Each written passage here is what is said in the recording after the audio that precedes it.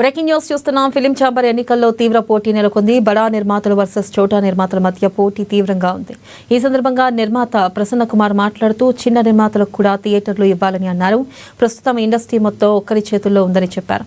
CM Revanth Reddy చెప్పిన మాటలు వక్రీకరిస్తున్నారని అన్నారు. బెనిఫిట్ షోలు చిన్న సినిమాలకు కూడా ఇవ్వాలని అన్నారు. తమ సమస్యలు పరిష్కరిస్తే ఎన్నికల నుంచి విత్డ్రా చేసుకుంటామని చెప్పారు. పెద్ద నిర్మాతలు లేబర్ కమిషన్ వద్దకు వెళ్లడం దారుణమని, చిన్న నిర్మాతలం సొంత డబ్బుతో నామినేషన్ వేశామని అన్నారు. గతంలో ఒకసారి అవకాశం ఇచ్చిన వాళ్ళు ఏం చేయలేదని, మెడిక్లెయిమ్ చేస్తామని అది కూడా చేయలేదని అన్నారు. ఇక ఫిలిం ఛాంబర్ ఎన్నికల్లో నెలకొన్న తీవ్రమైన పోటీ ఎటువైపు మలుపు తిరుగుతుందో అనేది ఆసక్తికరంగా మారింది. సరే, స్ట్రైక్ ఇబ్బందులు ఇది ఏమి జరిగిందో చూసాం. చిన్న సినిమాలు బతకాలంటే first of all Revanth Reddy గారు అసెంబ్లీ సాక్షిగా టికెట్ రేట్లు పెంచను అన్న మాటని కూడా మార్పించి చేంజ్ చేసి టికెట్ రేట్లు పెంచిపించారు. ఆ టికెట్ రేట్లు పెరగటం మూలంగా డెఫినెట్గా ఆ ప్రేక్షకుడి దగ్గర అతనికి ఉన్న డబ్బులకి ఆ సినిమా వరకే చూడగలుగుతాడు, కానీ మిగతా సినిమాలు చూడలేడు. చూడకపోవటం మూలంగా చిన్న సినిమాలు చచ్చిపోతాయి. That is one ticket rates. Next Cube, UFO, PHD. మీ ప్యానెల్లో ఫోటోలు పైన పెద్ద ఫోటోలు ఉండవు, వాళ్ళ కిందే ఉన్నాయి కదండి ఈ క్యూబ్లు, యుఎఫ్లు, పిహెచ్డీలు. అది 2 నిమిషాల్లో మేము ఇలా చేసామంటే అయిపోయింది కదా. దీనికి ఎందుకు ఏదో వాగ్దానాలు ఎందుకు, మళ్ళీ ఇదెందుకు, మళ్ళీ కాగితాలు ఎందుకు? ఇది అవసరం లేదు.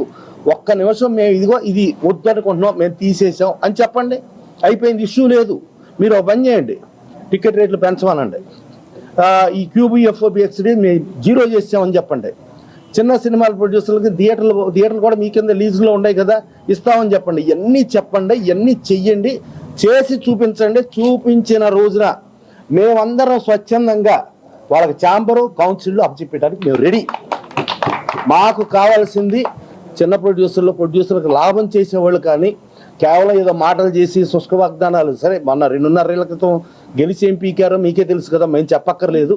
సరే, ఇంకా ఇలా కథలు చెప్పేది ఎప్పుడు జరుగుతూనే ఉంటుంది కదా. వద్దు, కథలొద్దు, ప్రాక్టికాలిటీకి రండి, మీరు చెయ్యండి. అంతేగాని ఊరికినే కథలు లేకపోతే విమర్శలు ఇవన్నీ వద్దు.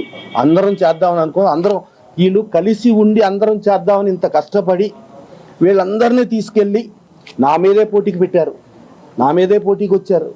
కానీ ప్రొడ్యూసరు ఎవరు చేసేవాడు, ఎవరు చేయనివారు వాళ్ళు నమ్మారు. ఆ రోజున గిల్డ్ వాళ్ళు మాట ఇచ్చారంట.